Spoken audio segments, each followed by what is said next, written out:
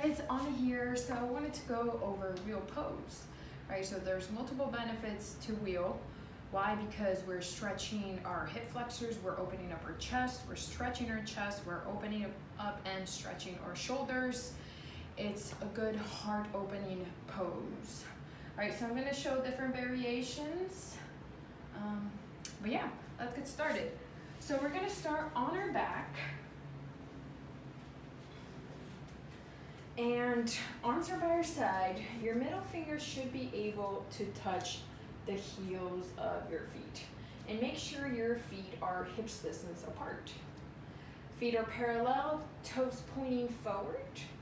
Begin to bring the hands right by your ears or underneath the shoulders, arms right by your ears. And then use the power of your hands and your feet to begin to lift up. Right, so this is the first option. Option 2, you can walk the feet a little bit closer. You can lift the heels up, make it look nice.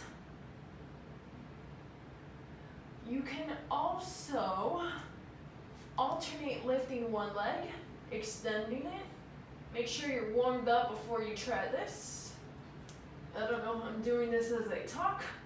Make sure you keep it balanced and try the other side. And the last one is coming into your forearms, right? So you bring one forearm down at a time, walk it in towards your foot, and the other one down. Again, just make sure you stretch before you do this. Open up your chest, pull it forward. Again, you can lift both heels here.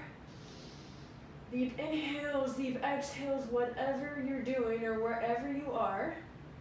To get out of this, if your heels are up, bring them down. Rest on your head. Again, press the hands underneath. Use your upper body strength.